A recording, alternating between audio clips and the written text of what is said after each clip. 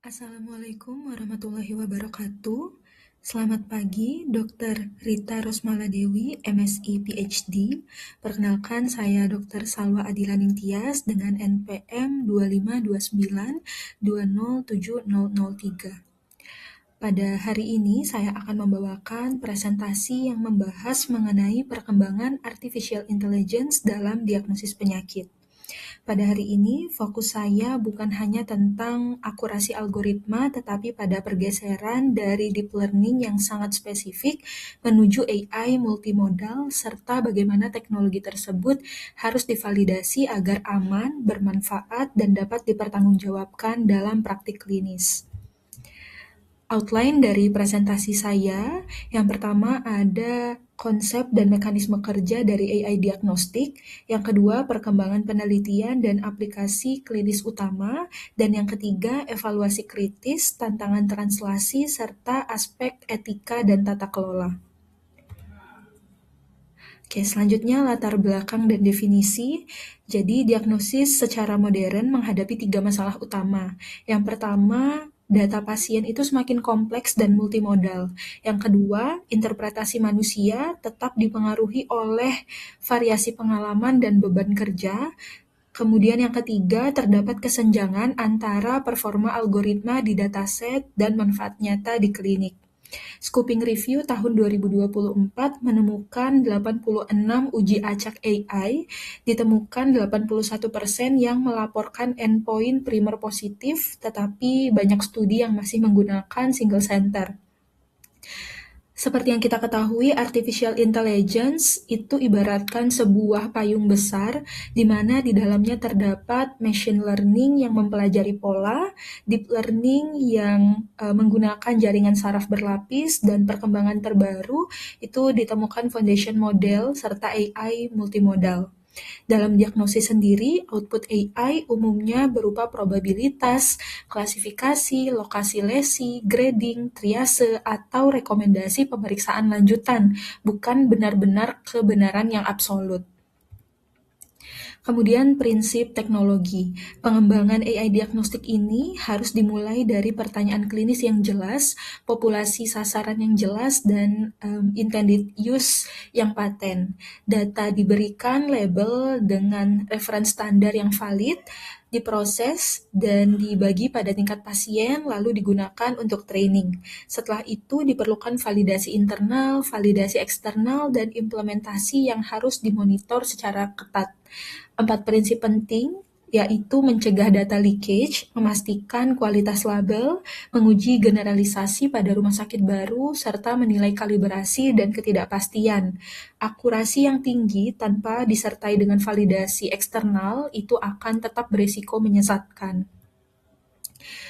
Secara mekanistik, AI sendiri memiliki beberapa modalitas, yaitu pencitraan atau imaging, sinyal fisiologis, data klinis, dan omics.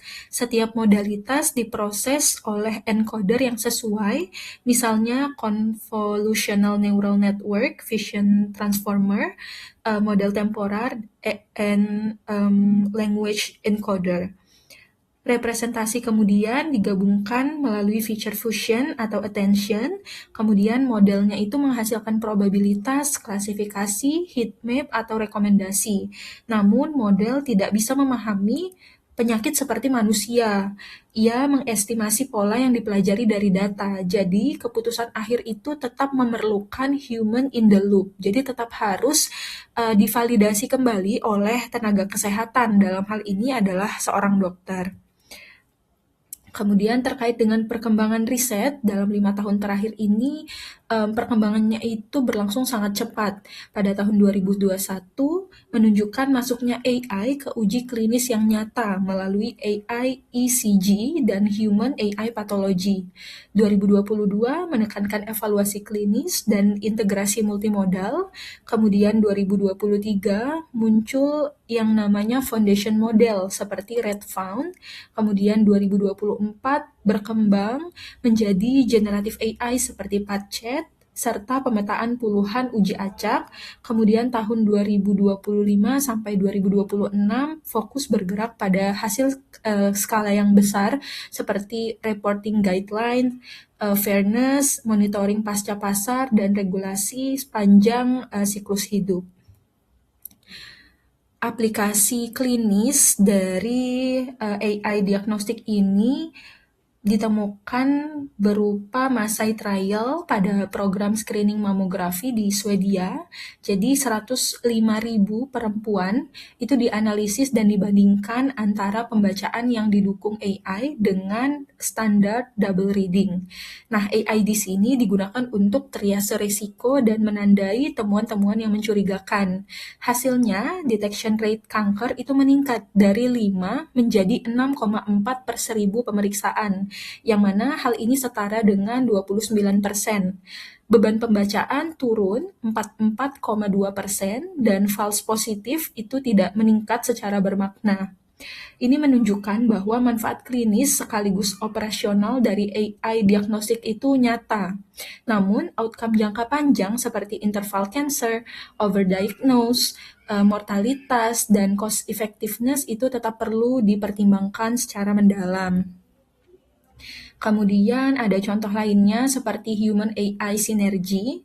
Pada Eagle Trial, 22.641 pasien di layanan primer dinilai dengan menggunakan AI ECG.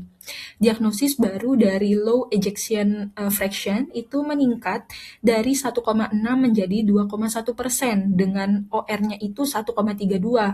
Efek lebih jelas pada kelompok dengan AI positif.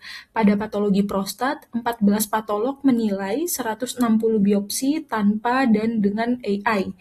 Agreement terhadap reference standard itu meningkat dari weight kappa 0,799 menjadi 0,872. Kedua studi ini menunjukkan bahwa manfaat terdekat dari AI itu bukan menggantikan tenaga kesehatan atau klinisi, melainkan meningkatkan deteksi, konsistensi, dan perhatian pada kasus yang berisiko. Frontier berikutnya adalah foundation model dan multimodal generative AI. RedFound diperlatih secara self-supervised pada 1,6 juta citra retina tanpa label, kemudian diadaptasi ke berbagai kasus. Pendekatan ini mengurangi kebutuhan anotasi ahli dan meningkatkan transfer ke tes baru. PatChat menggabungkan encoder histologi dan large language model 13 miliar parameter, kemudian dilatih dengan lebih dari 456.000 instruksi. Nah, akurasinya itu mencapai 89,5% pada benchmark pilihan ganda ketika clinical context diberikan. Namun, contoh ini merupakan development dan benchmark studies di mana belum setara keamanan dan manfaat klinis prospektifnya. Secara klinis, AI itu paling matang atau paling bisa pada bidang yang memiliki data terstandar dan reference standar yang jelas. Contohnya itu seperti radiologi, di mana radiologi sendiri memanfaatkan AI untuk deteksi, segmentasi, dan triase. Patologi digital juga bisa digunakan sebagai second reader atau alat grading. Kemudian ECG and waveform itu juga bisa menemukan disfungsi yang biasanya tidak terlihat secara kasat mata. Kemudian dari sisi oftalmologi itu juga bisa digunakan untuk screening skala besar. Sedangkan endoskopi biasanya juga bisa digunakan secara real time.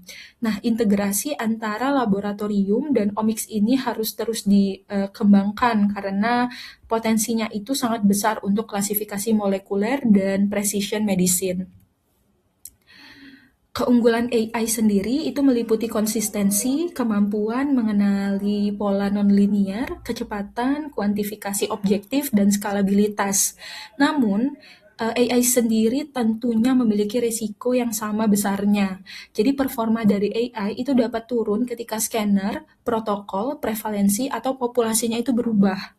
Nah, data ini yang tidak representatif itu bisa menyebabkan hasil yang bias. Selain itu, terdapat yang namanya black box, false confidence, automation bias, alert fatigue, dan model drift. Karena itu, AUC itu walaupun tinggi tetap tidak cukup. Evaluasi itu harus tetap dilakukan yang mencakup kalibrasi, fairness, decision curve analysis, integrasi workflow, dan outcome yang relevan bagi pasien. Translasi AI sendiri sebaiknya mengikuti evidence ladder. Model itu dimulai dari validasi retrospektif secara internal, kemudian validasi eksternal multicenter, kemudian silent prospective testing, evaluasi live clinical workflow, randomized trial, dan monitoring pasca pasar. Setiap tahap itu menjawab pertanyaan yang berbeda-beda. Apakah model ini akurat? Apakah generalisata atau mewakili keseluruhan sampel? Apakah aman di workflow? Apakah memperbaiki outcome? Dan apakah performanya itu bisa dipertahankan seiring waktu?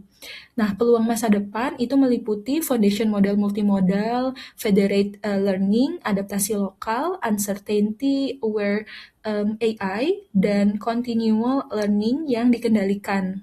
Tantangannya adalah membangun bukti, governance, interoperabilitas, serta pembiayaan yang sejalan. Nah, etika AI sendiri itu mencakup otonomi, keterbukaan, fairness, dan akuntabilitas. Biosafety dalam konteks digital itu berarti melindungi pasien dari kebocoran data, serangan cyber, output di luar distribusi, model drift, dan kegagalan sistem. WHO itu menetapkan prinsip perlindungan otonomi, keselamatan, transparansi, tanggung jawab, inklusivitas, dan keberlanjutan. FDA menekankan total product life cycle, monitoring, serta predetermined change control plan untuk perubahan model. Kemudian di Eropa itu banyak AI, medical device yang dikategorikan high risk. Secara operasional, AI itu harus tersedia human oversight, jalur override, audit log, dan penyesuaian dengan regulasi lokal. Kemudian kesimpulannya, AI diagnostik itu telah berevolusi dari model satu tugas menuju foundation model dan sistem multimodal.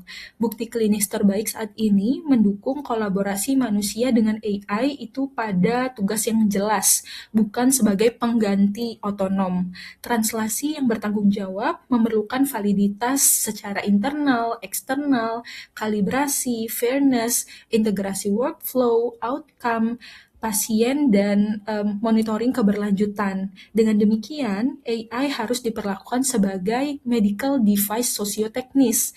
Jadi tujuannya itu adalah bukan untuk menggantikan tenaga kesehatan atau dokter, tetapi untuk membuat diagnosisnya itu lebih cepat, efisien, konsisten, dan dapat dipertanggungjawabkan. Baik, berikut daftar pustaka yang saya gunakan sebagai guideline pelaporan dan dokumentasi etika serta regulasi yang menjadi dasar presentasi. Terima kasih atas perhatiannya.